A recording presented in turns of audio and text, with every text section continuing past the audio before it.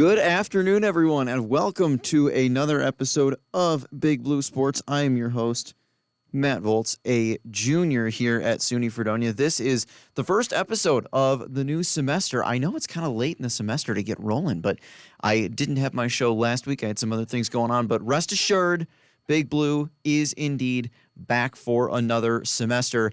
This is my sixth semester doing this show, which kind of makes me a little sick. I'm not going to lie. I started this show in October of 2022. That was my first, it was about midway through my first semester at Fredonia, and we've been doing it ever since. And we figured out that Big Blue Sports is, besides the legacy shows that we have, Big Blue Sports is actually the number 2 longest running show at Fredonia Radio Systems and number 1 on WCVF. The only show that has been going longer, the only non-legacy show that has been going longer than this one is New Music Friday, which of course airs on WDVL on Fridays at 5 p.m. Be sure to catch that one tomorrow with Justin and Molly. But yeah, I realized I think it was over the winter break, I realized that this show is the longest running non-legacy show on WCVF, which is just absolutely crazy to think about. But yeah, it was a great winter break, a lot of fun.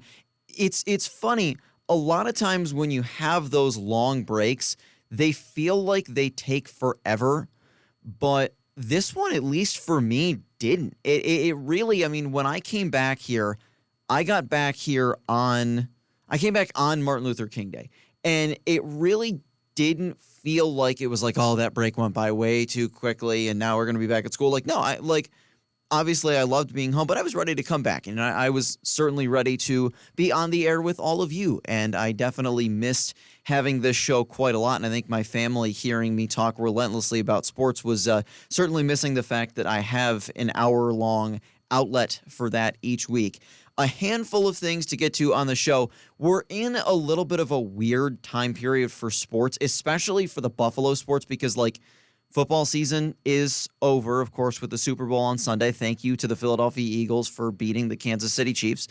And hockey is on a break right now because obviously the Four Nations international tournament between Canada, the United States, Sweden, and Finland, which the first game for Team USA is tonight against Finland. It's weird because hockey's on a pause, so really no updates on the Sabres. The Bills season is over, and it's still fresh in the after the Bills season to be. I'll get into stuff about the draft and free agency, but we still have another month plus to go before we get to free agency, and we've got another 2.5 months before the draft. So, and even the scouting combine doesn't start for a few more weeks. So really we're kind of in that post-football time period of the year. I always said that February, like late February, when I was a kid, was not the greatest month for sports because realistically the Sabres season is usually over by this point. And yeah, it kind of is. And we'll talk more on that a little bit later.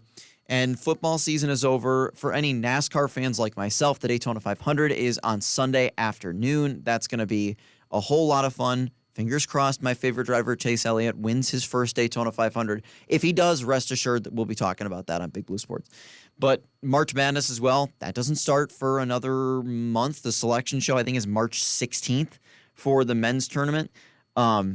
So we're in a little bit of maybe a lull period, especially on campus. We're seeing the winter sports sort of start to wrap up, and spring sports still have a little ways to go, and we'll talk a lot about that.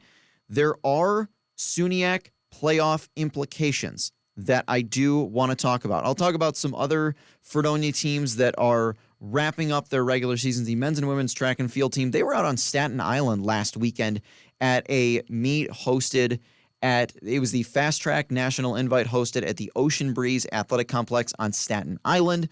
Both teams did fairly well. To my knowledge, this is the first time that Fredonia has ever competed at this event. I think it's a fairly new-ish event. I don't know much about it, but I believe this is the first time Fredonia's competed at that event, and a couple of men's athletes and a couple of women's athletes placed personal bests, which is obviously what you want to see two regular season meets left for men's and women's indoor track. They are on the road. They are at Cornell on Saturday, and then they close their regular season at Nazareth up in Rochester on Friday, February 21st. SUNYAC championships are Friday the 28th and Saturday, March 1st. And then after that, the NCAA regional meet that is hosted by Ithaca College on Friday, March 7th and Saturday, March 8th. So that is men's and women's track and field. Basketball seasons, as of right now, in terms of the standings, not looking super promising for playoff implications. The men's basketball team 6-16 overall, 4-11 in the conference. Fredonia currently second to last, ahead of only Canton in the conference, and 4 teams have already clinched playoff spots. So it is possible they're not eliminated yet, but it's a very, very uphill battle to climb. The men's basketball team has 3 games left, all on the road. They are at Buff State at 7:30 Friday night, and then they've got back-to-back games, a trip way up north taking on Potsdam next Friday at 7:30, and closing their regular season Saturday, February 22nd at 4 p.m. at Plattsburgh. And if they do make the SUNYAC playoffs, those start Tuesday, February 25th. The hockey team is on their way to Potsdam right now as we speak, and we'll get to them here in just a moment because there are some playoff implications for them. The women's basketball team, they are in a similar boat. They're 7-14 overall, 4-11 in conference play. And again, not eliminated, but they've got a big time uphill climb to get into a potential playoff spot. The women's team also with 3 games left. They're at Buff State at 5:30 on Friday, which is tomorrow. At Potsdam, Friday the 21st at 5:30, and they close the regular season February 22nd at Plattsburgh at 2 p.m. I know it's a little bit of a weird time, so a little backstory on Big Blue. I have done Big Blue on Wednesday afternoons since the very beginning of my college career. It has always been on Wednesday. However, my Wednesday schedule does not allow for that this semester. I have back-to-back classes Wednesday afternoons. So this is the first time. I think I had it, if I remember correctly, and I've got to rack my brain. I think I had it on Wednesday morning one semester. I believe it was Wednesday at like 10 a.m. one semester, if I'm correct. I know a lot of semesters it ran either in the 2 to 3 time slot or the 3 to 4, which it was last semester. And so this is weird. This is the first time, I know this is the first time ever that Big Blue has been on a day other than Wednesday, which is definitely a little odd, but, we move on and we adapt, and Big Blue certainly was not going to go off the air. That's no questions about that. One other team, the men's and women's swim and dive teams, they are coming to the end of their regular season. They actually just finished their regular season last Saturday. They were at home against Cortland. Their SUNYAC championships are hosted in Buffalo at the Flickinger Center, and those will start on Wednesday, a week from yesterday, on February 19th, and that is a 4-day championship going Wednesday through Saturday. So as I mentioned, we do have some SUNYAC playoff implications for Fredonia teams. That is for hockey. So hockey, 7-15 overall, 5-6 in conference play. They had a rough weekend, losing 5-4 on Friday at home to Oswego on Pink the Rink night. That was a game where they were down 5-2, so I was on the call for both of these games. It was a rough first period. They were down 3-0 after 1. Oswego scored one early in the second to make it 4-0, and I'll look at the box score to refresh my memory. It was, almost a week ago. So they're down 4-0 early in the second. Then Ryan Bailey scores a power play goal to put the Blue Devils on the board. Fredonia's power play was the best aspect of their game on Pink the Rank night. Xavier Fortin scores a power play goal. That was scored with like 3 seconds left on the penalty to cut the deficit to 4-2 going into the third period. In the third, again, same case, Oswego scores one very early in the period to go up 5-2. And then the Blue Devils, with the goal with Charles Anthony Barbeau pulled and Fredonia on the power play, they had a 6-on-4 advantage. Luke Morris, of course, the freshman Fredonia native, scores to cut it to 5-3. Then with the goaltender pulled, Morris scores again to cut it to 5-4, but Fredonia not able to tie that game up. They lose 5-4. I mean, you're playing a very good Oswego team that going into that game was right behind Cortland for the top spot in the SUNYAC. Saturday against Canton on senior night, a tough, low-scoring game, a game where no goals were scored until there were 6.5 minutes left in the third period when Canton scored. However, David Sudbrink, one of the two seniors honored on senior night, he and Ryan Bailey, Sudbrink scored to tie the game with under 4 minutes to play. The game goes to overtime, and less than a minute into overtime, Canton scores. They beat Charles Anthony Barbeau on a low shot.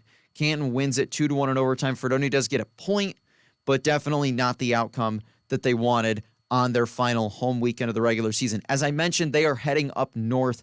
They are at Potsdam tomorrow night at 7 p.m., at Plattsburgh Saturday at 7, and they finish the regular season on Friday, February 21st at Buff State, another 7 p.m. game. The playoff standings, it is really tight between some of these teams who are fighting for playoff spots. So how the SUNYAC format works, there's 8 teams that have men's hockey teams. 6 get into the playoffs, and the top 4 seeds, so how it works, the top 2 seeds get a bye in the first round, and then the 3 hosts the 6, the 4 hosts the 5 in the first round. So the top 4 seeds are all guaranteed to get at least one SUNYAC home game. The way it sits right now, Cortland is the top seed, and Cortland has clinched a playoff spot. They are 9-2. And again, remember, overall records don't necessarily matter. Like Fredonia's overall record is 7-15. However, you look at Plattsburgh. Plattsburgh's overall record is 11-10-1, but in conference play, Fredonia and Plattsburgh are both 5-6. And remember, Fredonia has an overtime loss as one of those losses, so the Blue Devils are actually a point ahead of Plattsburgh, who's had an uncharacteristically down season. So Cortland at 18 points, they are 9-2. Remember, the third column is ties. Overtime losses are still in the category of losses, but you do get a point. So Cortland, 9-2, 18 points. They are in the top spot. They're in the driver's seat. They've already clinched a playoff spot. Oswego, 2 points behind them. They're 7-3-1, 16 points. They are right in the mix. And one of those losses was an overtime loss as well. So they have 16 points. They are in second place. Third place is Buff State with 14. They are 7-4 in conference play. And then there's a 3-way tie. A 3-way tie for the number 4 seed, which is the last home first-round playoff game. Canton, Fredonia, and Potsdam all with 11 points. Canton and Fredonia both 5-6 with one overtime loss. However, Canton has the tiebreaker because they won on Saturday. So Canton ahead, Fredonia right behind them, although they're tied in points. Potsdam 5-5-1. They also have 11 points. And then 1 point behind them is Plattsburgh with 10 points, 5-6 in conference play. And then you have Morrisville, which is 0-11 in conference play. They do have one overtime loss. That's their only point. 3-19 overall in the season. Rough season for Morrisville. They're already well eliminated. So if the season ended right now, you would have Cortland and Oswego getting the 2 first-round byes, which I imagine that probably will stay the case. If the regular season ended right now, you would have Buff State hosting Potsdam, and Fredonia would be going on the road to play Canton. Plattsburgh would be out, which seems absolutely insane to be the case, but it could happen. It could absolutely happen. So we'll look at the schedule for these remaining teams. Of course, Fredonia, 3 games left. They're at Potsdam tomorrow. Remember, they're tied with Potsdam on the points. At Plattsburgh on Saturday, they are 1 point ahead of Plattsburgh. And then they close the season at Buff State, who they are 3 points behind. So everything is right in the mix. The schedule on Friday, 4 games, all at 7 p.m. Buff State at Plattsburgh, Fredonia at Potsdam, Morrisville at Canton, and Cortland at Oswego. So a battle of the top 2 seeds on Friday. Then on Saturday, You have Fredonia at Plattsburgh, Buff State at Potsdam, Morrisville at Oswego. That is a game that is probably not super relevant to playoff standings because Morrisville is already eliminated. Oswego can essentially clinch a playoff spot with a win. And then Canton at Cortland. Again, all those games at 7 p.m. And the regular season closes on Friday, February 21st. 4 games. You have Plattsburgh at Potsdam. That could be a game to determine who gets the final playoff spot. It absolutely could be. Fredonia at Buff State. If things go well for Fredonia this weekend, that game could determine who's at home in the first round. Then you have Cortland at Morrisville, another game that is irrelevant because Cortland is already clinched and Morrisville is already eliminated. And then Oswego at Canton. That could be the type of game where Oswego might already be in, but Canton may need a win to get into the conference playoffs. It is going to be a very fun thing to watch. And again, we will talk about all sorts of hockey playoff scenarios next week on our show. It is going to be a big-time weekend again at Potsdam on Friday and at Plattsburgh on Saturday. It is going to be a very, very fun weekend to watch. We're going to take a short break here on Big Blue Sports. When we come back, I'm going to talk a little bit about the Four Nations face-off and a brief summary of how the Sabre season has gone so far. We're a few weeks out from the trade deadline. We're going to talk about the Super Bowl and what the Bills might need to do moving forward. We're also going to talk Buffalo Bandits, as of course the Bandits have 2 home games, or they have 2 games this weekend. They are at Toronto tomorrow, and then they're home against San Diego on Saturday, which is a game I will be at. And the Bandits, of course, the last remaining unbeaten team in the National Lacrosse League. We'll be back in a few minutes. Thanks for tuning in to the season premiere, the season 6, I guess it would be, premiere of Big Blue Sports. We'll be back in just a few moments.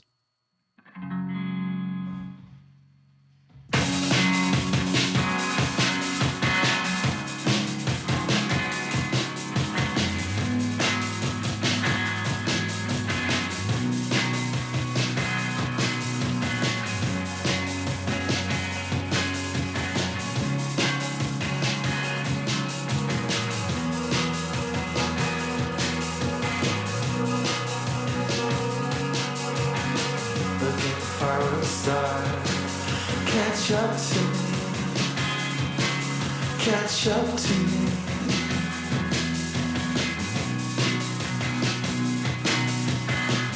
Lost you in the dark, catch up to me. I hear you speak, I can't see. I feel you still around the bend. Stars are shining through. This dark would swallow you. Words will echo through. Can I be swallowed too? Can I be swallowed too?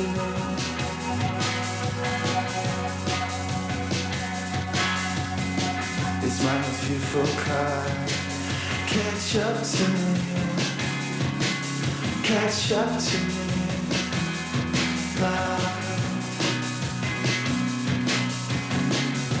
Cove under a cloud of clouds. I love you for.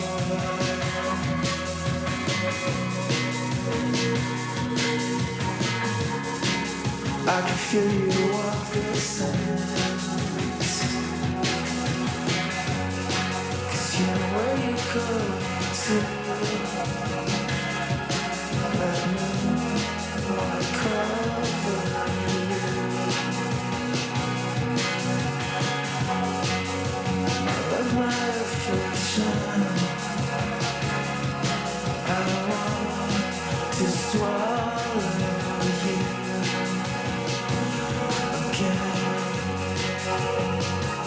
Can you be swallowed too?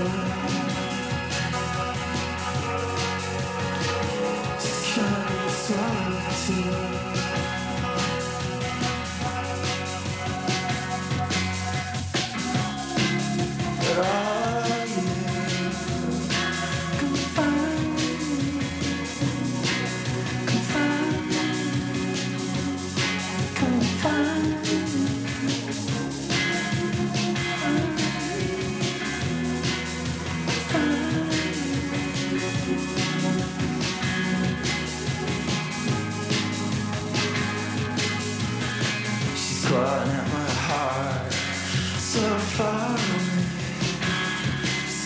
Catch up to me. Catch up to me. Lost you in the dark. Catch up to me. When I do, I'll say,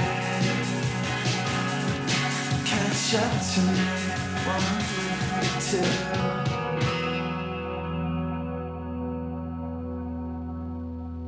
So pack up your suitcase, the around is trying to go before the sun goes down. Hey, I'm Daniel Nunnally. I'm from Nashville, Tennessee, and you're listening to 88.9 WCVF The Voice.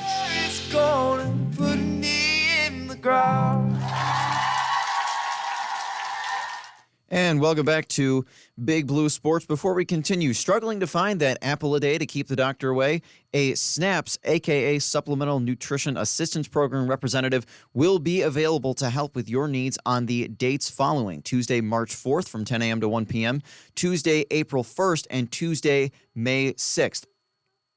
All those times, 10 a.m. to 1 p.m. Find the help you need at the Williams Center G135 Help Hub info desk. So, lots of hockey playoff implications, and unfortunately, we absolutely cannot say the same about the Buffalo Sabres. This was supposed to be a season, and I won't go too long on this, but this was supposed to be a season where Buffalo was competing for a playoff spot. I mean, last year was supposed to be that season too, but that's a big part of the reason why Don Granato was fired and Lindy Ruff was brought back, because the Sabres, it was thought that they needed accountability, and we've seen pretty much none of that.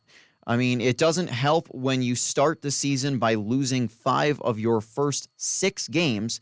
You can't really get off to a start like that. They got themselves over 500 just before Thanksgiving. They were 11-9-1 following a sweep of a West Coast road trip. And then they go from 11-9-1 to 11-19-4 by losing 13 straight games, which is like super duper cool. But it's so far this season, since that point, they're 22-27-5. Their most recent game last Saturday, a 6-4 loss at Nashville. They did win 4 in a row, all 4 of those at home, including a 7-2 win over Boston, back-to-back 4-3 wins over Nashville and New Jersey, and a 3-2 win over the Columbus Blue Jackets, which was a game I was at. That one was a lot of fun. They're not in action again until Saturday, February 22nd. That is a week from this Saturday when they host the New York Rangers at 5:30 p.m. So what does Buffalo need to do to vault themselves into playoff conversation besides getting a time machine and going back 3 months? I think a big part of the equation is that your top players have got to play like top players. I mean, we've seen that from some players. I mean, Tage Thompson is a point-per-game player. 48 games, he's got 48 points, 26 goals, 22 assists. Alex Tuch has been solid. In 54 games, he has 43 points, 19 goals, and 24 assists. You know, you've got Jason Zucker has 18 goals. J.J. Peterka has 15. You've got some players who've been relatively solid. I mean, Ryan McLeod in 51 games, he's supposed to be your third-line center. He has 28 points in 51 games. That's relatively solid. You'll take that. But then, on the flip side, you've got players who you expect to be big-name guys. Dylan Cousins, in 54 games played, Cousins has 11 goals and 16 assists for 27 points. Not terrible, not what you would expect out of a second-line center. Not to mention, Cousins has a minus 18 rating, which is, and plus-minus rating isn't everything. There's a lot of things that go into it. But Cousins' minus 18 rating is the worst of anyone on the team. He is on the ice for a lot of goals that Buffalo takes. Not only that, Dylan Cousins has the second most penalty minutes of any Buffalo Sabre behind Jason Zucker, which is a little surprising. And for a guy who's playing on average about 17 and a half minutes per night, you can't have that. He's played a lot of bad minutes. Jack Quinn, in 47 games, 9 goals and 11 assists for 20 points. Ugh. And a minus 17 rating, which is the second worst only to Cousins. Jack Quinn, a guy who is thought when he's on, Quinn can score you 30, 35 goals in a season. Man, I mean, Quinn, I don't mean to dog on the guy, but, I mean, Jack Quinn has been terrible. If I'm being completely honest, like, Cousins and Quinn at many points this season have been borderline unwatchable. And they're not the only ones. Matthias Samuelsson, your stay-at-home defenseman, who is getting paid over $4 million a year until 2030, has genuinely looked horrendous in his own zone. The game against New Jersey that they won, Tage Thompson gets hit up high late by Stefan Nason, and not a single player does anything to step up and confront him. And that's a telltale sign that the Sabres have no accountability. There really is no leadership. It's a young group of players. They don't know how to win. And I said this before. I said this on the show last year. And it's terribly unfortunate that I believe it is still the case. The Sabres, there is no doubt in anyone's mind that the Sabres want to win. Of course they want to win. However, I don't believe that the current players we have on this team are willing to put forth the effort that it takes to go out and win in the NHL. You guys look at teams that make the playoffs and go on deep playoff runs.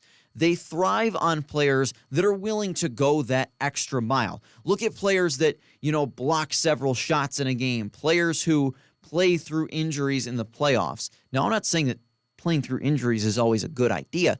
What I'm saying is that you have to be willing to put yourself on the line for the good of your team if you want to succeed. And we have not seen that from several of the Sabres players who we're all counting on to make the plays like that. Lindy Ruff said something to the effect earlier this season. What was it? Something like he didn't even know what to do at this point. Like he said something like, this is his toughest test yet. Yeah, I think the players said they wanted accountability, and then they realized how difficult accountability really was, and maybe they don't really want some accountability anymore. So it's a little frustrating to see this happen, and I don't know. I think that a move the Buffalo Sabres have not made a single move of significance. They haven't made a move this year. Any other team would be sounding the alarm if you were dead last in your conference and if you're dead last in your conference, that alone should be sounding the alarm bells, unless you're, deliberately, unless you're really fully committing to rebuilding your roster.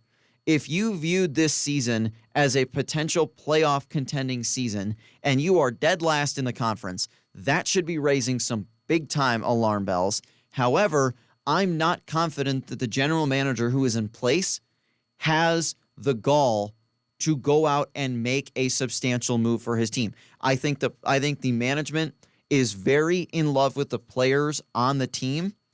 I think they're trying to establish their culture by saying, your jobs are safe, we're not going to trade anyone. And I don't know that that's the right way to establish that culture.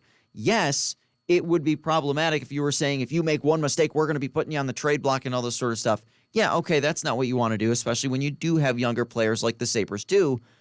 But I think that a lot of the players on the team are getting a sense of security that they shouldn't have. And I think that leads to complacency. I think that you should be in trade conversations with someone like Dylan Cozens. Jack Quinn, in my mind, because remember, Jack Quinn missed a lot of last season with injury. He only played 27 games. And in those 27 games, he looked good. He looked very good. So I am willing to give Quinn more time to figure it back out. Now, if we are in the same spot next year at the midway point in the season, then I'm saying, okay, this guy doesn't have what you need for this team. I am at that point right now with Dylan Cozens. Cozens had a 31-goal season in 22-23. Last year, that plummeted to 15.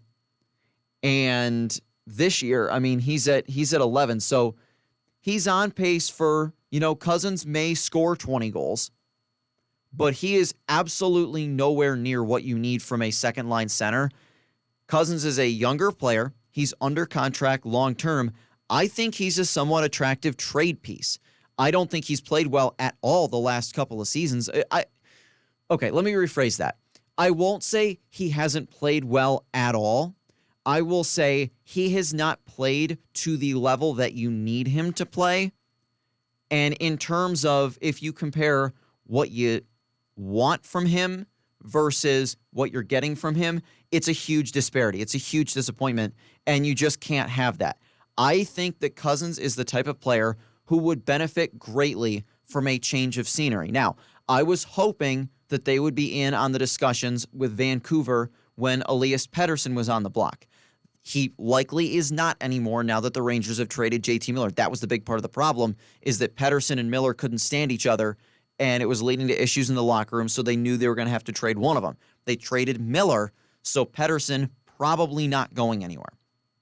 But I think there's other potentially decent players who could be on the move. Now, moving Cousins alone is not going to get you a star player. He hasn't played nearly well enough for that. I think if you package together Cousins and it would hurt, but Bo Byram, because remember, you're going to have to extend him. He has RFA status for the next 2 years. But it would hurt, no doubt. But if there's a team out there that is potentially dangling a top player for trade conversations, that's something that Buffalo has to be in on. They've got to be in win now mode, or as close to it as they can be.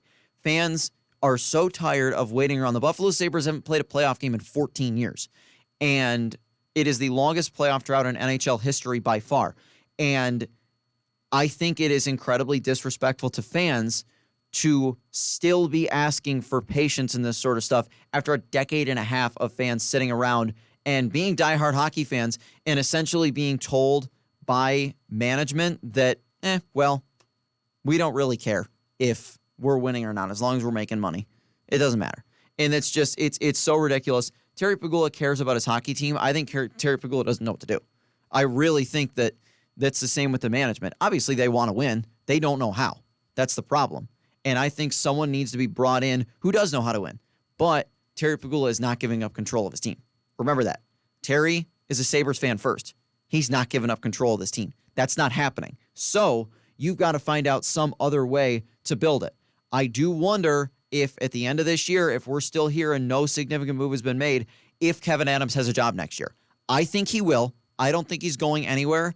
I think if after next season, if we are still at this same point a year from now, Kevin Adams is gone at the end of the season. I truly believe that. Terry has shown that he will fire people.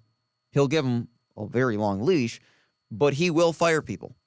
And I don't think it happens this summer. I really don't. I think if Buffalo has another bad season next year, Adams is out the door. I think Lindy Ruff retires and Adams is out the door. I don't think that happens, as disappointing as it is to fans. I think we're running it back with the same group next year. And do I think that goes well for Buffalo?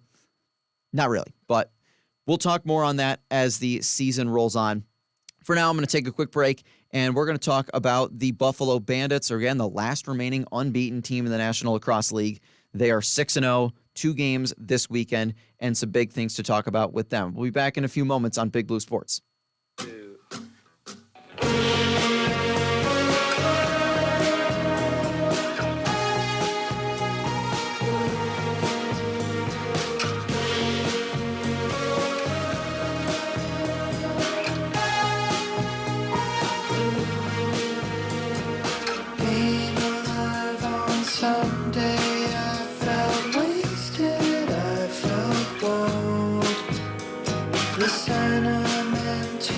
Thoughts inside are sentiment and cold. You copied and you pasted, tried to strike yourself some gold. I'm thinking I'm not who I ought to be.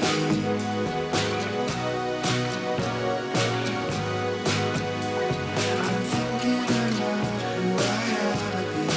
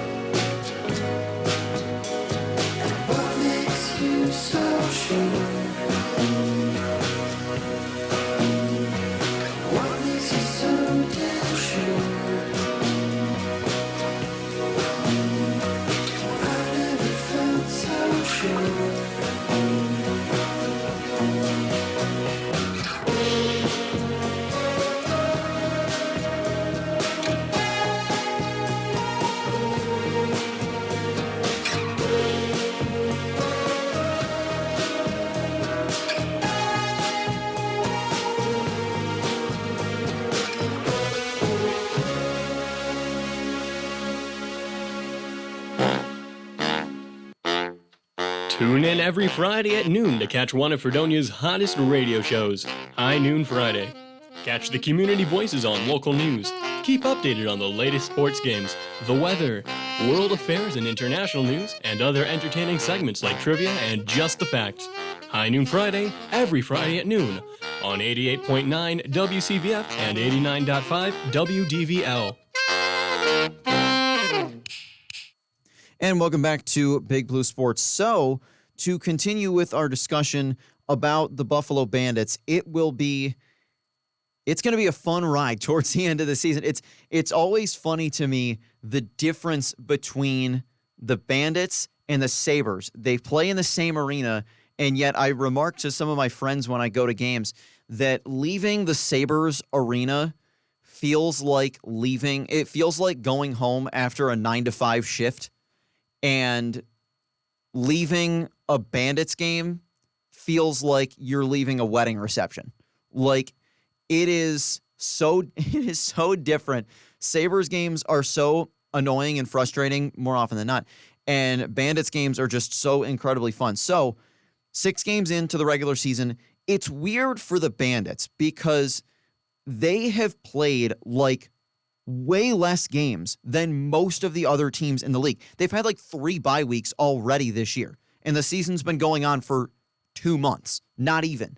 They didn't play a home game until the 3rd week of the season, which is something I genuinely do not understand. Like the National Lacrosse League, I love the league. They brand themselves as the next major league, but there's some things they really got to fix. I mean, like, it's in other leagues, you have your defending champion start the season, and they have the banner raising ceremony, and it kicks off the next season. Like the NFL does it with obviously the Thursday night kickoff game. Hockey does it. They'll put the first game on like ESPN or ABC with the banner raising. The National Lacrosse League, the Bandits have won the last 2 championships, and in both last year and this year, their first games were on the road.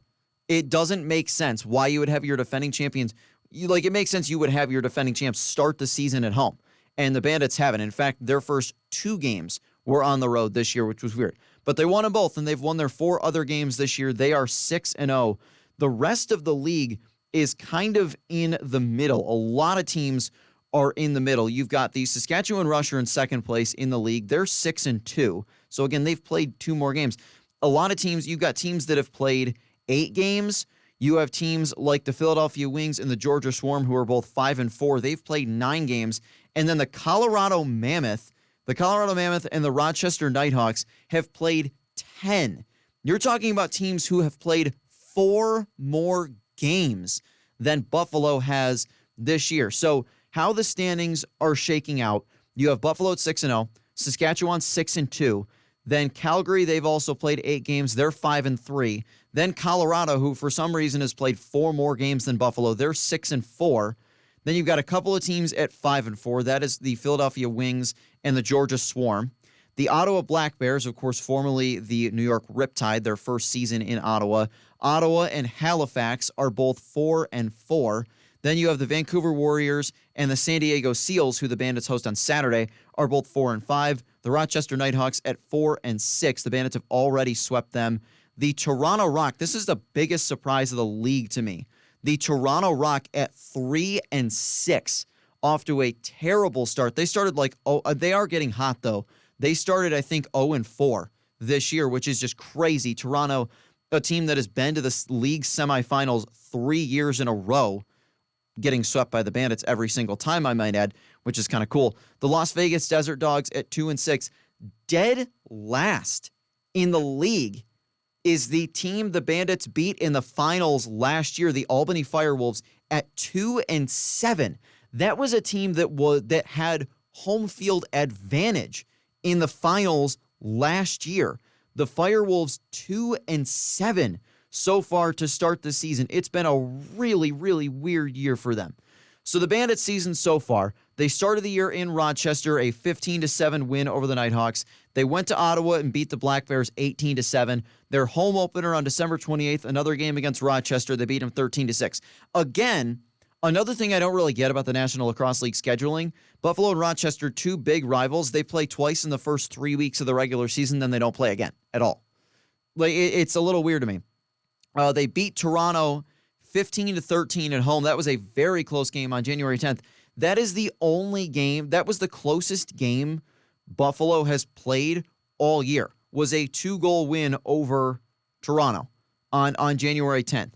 After that, they had a game, their next closest game was the week after that. They beat the Philadelphia Wings by 5, 19-14. And that was a game the Bandits were dominating for the most part. And that Josh Byrne scored 7 goals in that game. And then Philadelphia made it a little bit scary at the end. And their most recent games, of course, they've been at home the last several games. Their most recent game on February 1st, a 16-10 win over Albany in the first game of the Tucker Out Lymphoma Cup. Of course, for any Bandits fans who may know, the Tucker Out Lymphoma Night is a night the Bandits had for several years, and it's in honor of a young boy by the name of Tucker Williams who lost his battle with cancer in 2014.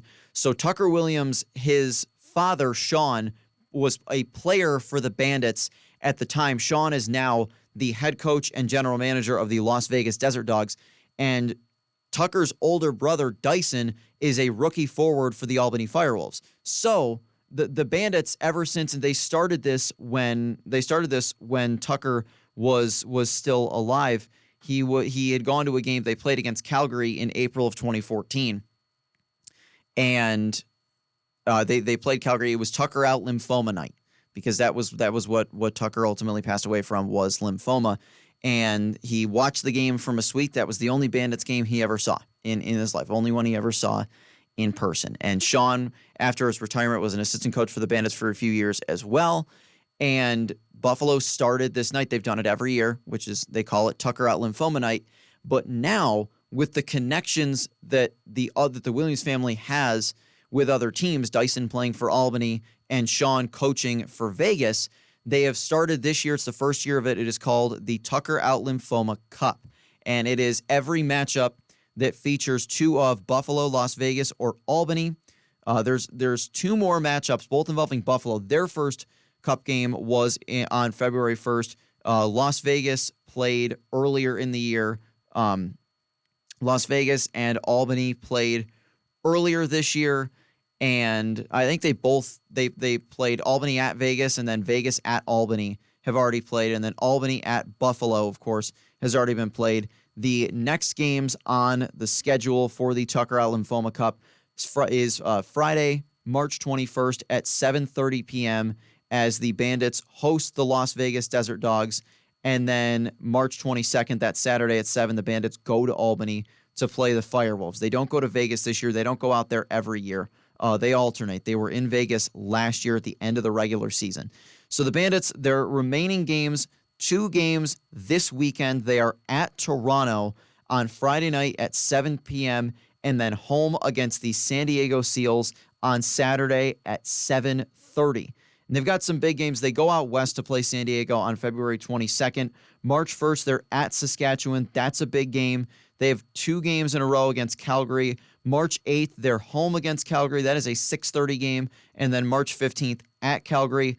Of course, the Tucker Out Lymphoma Cup games, March 21st, home against Vegas, and the 22nd at Albany.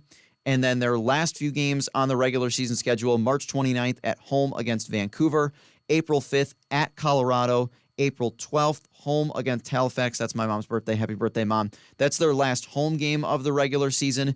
And then they finish regular season on April 19th at Georgia. So the question is, how long can Buffalo keep this going? And I'm going to take a short break and then finish out our show talking about how realistic is it that the Bandits could possibly finish the year unbeaten. I know it's a tall task, and we're only 6 games into the season. Got a long way to go. Still got 2 months left in the regular season, but the Bandits are showing that they are a special group looking to claim their 3rd straight championship and their 7th in franchise history. We'll be back in a few on Big Blue Sports.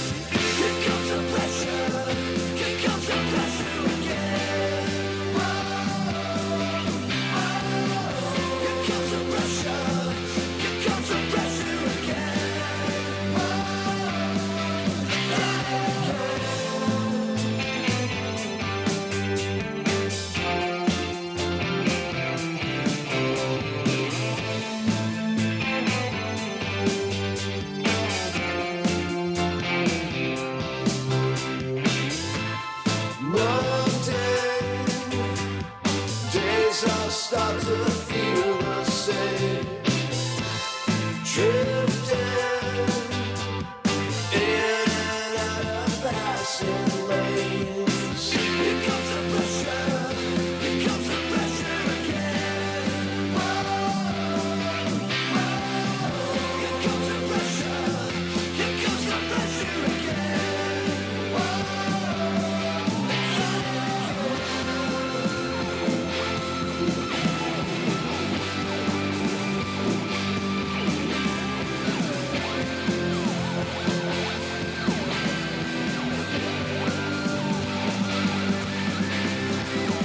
What can I say to make this go away?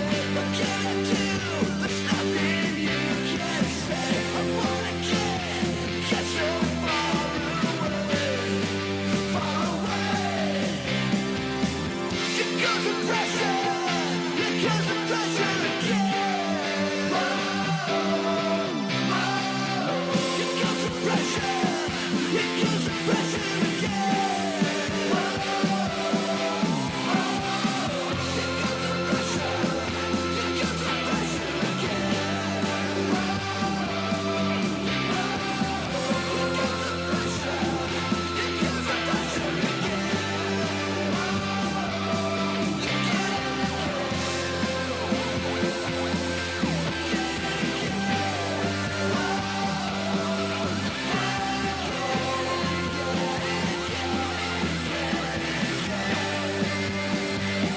Here comes the pressure.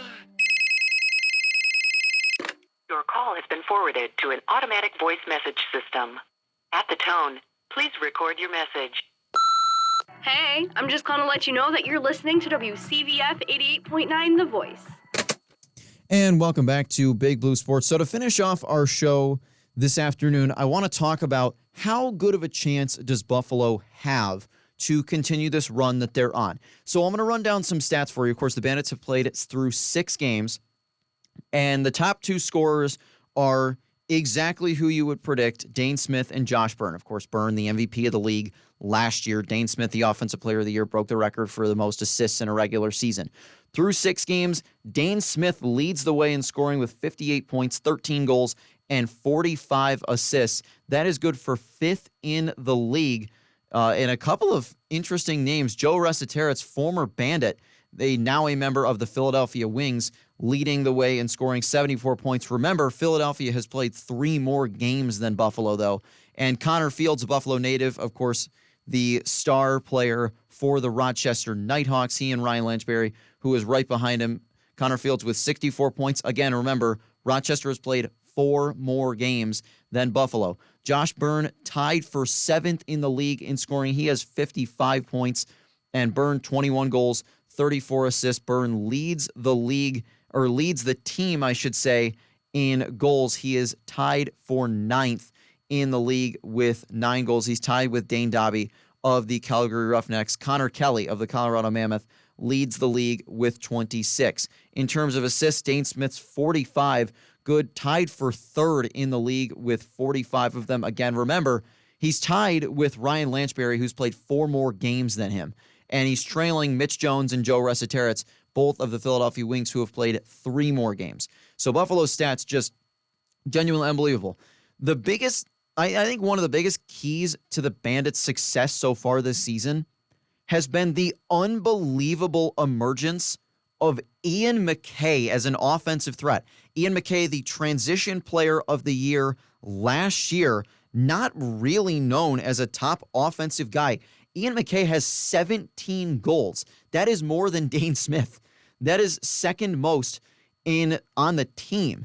McKay, until the game back in January where Byrne scored 7 against Philadelphia, Ian McKay had led the team in goals. You're talking about a team that has Dane Smith and Josh Byrne, not to mention other consistent top goal scorers. Chase Frazier, Kyle Buchanan, Tehoka Nanticoke. Those guys are easily good for like 2 goals a game a lot of times. You know, Nick Weiss, who can put the ball in the back of the net. Chris Cloutier is an excellent scorer as well. Clay Scanlon as a rookie has looked pretty solid. He's only played 4 games, but he's got 7 points in those 4 games. You know, you've got players who are stepping up and playing big roles. You've got 3 goals from, some of your defensemen. You've got Matt Spanger scored in their most recent game. Paul Dawson, the old man, still doing it. He's got 2. It just, the Bandits have played such a great game so far this year. I mentioned to some of my co-hosts on Sports Hour over at WNYF, I mentioned to them that the fact that the Bandits are doing this, they are so incredibly deep as a team. It is unbelievable because it's not just Josh Byrne and Dane Smith. Like I said, Chase Frazier and Kyle Buchanan, those guys a lot of times score maybe 2 a game. Tehoka Nanticoke is always good for a goal or 2 per game. And then you get Chris Cloutier will score 1 or 2 per game. And before you know it, the Buffalo Bandits have scored 17 goals. And then all Matt Vince has to do is just have an okay game and the Bandits win. And he's been a little more than okay so far this season. Matt Vince has actually been excellent. One of the best goaltenders in the league, without a doubt. I mean, in terms of goals against average, he's near the top. He's 10th in the league, averaging under 10 goals per game. And in terms of consistent starters, he's one of only 5 goalies who is allowing fewer than 10 goals a game. He's been great in terms of save percentage. He is tied he's tied for 4th. Steve Orleman does lead the way, actually, the Bandits' backup goalie, because he has played in 6 games, which is crazy. He's played 4 minutes and 47 seconds.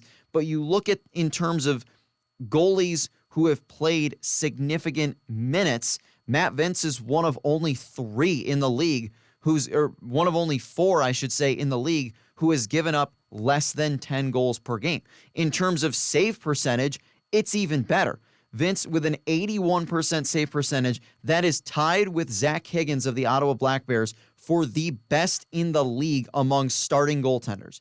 It is remarkable to see what these guys have been able to do so far this year. Last year at this time, we were saying, the Bandits, I don't know if Buffalo's going to three-peat. I don't know. It's not necessarily looking great. This team looks really, really special. The Bandits, I think, are a team that not only is going to be in the playoffs, I would be shocked if they didn't find a way to go all the way and win it all. So that'll do it for today's episode of Big Blue Sports. Thank you all for joining me. I'll be right back here next week to talk a lot about some playoff implications for hockey, depending on how Fredonia hockey goes this weekend. We will certainly see how that turns out. And not only that, but of course, we'll recap the 2 games that the Bandits played this weekend. And we'll talk Bills, free agency, trades, all this sort of stuff, what the Bills need to do to maybe find a way to get past the Kansas City Chiefs. So thank you all so much for tuning in to today's episode of Big Blue Sports. You're listening to WCVF 88.9 FM, the campus and community voice of Fredonia. We will catch you all next week.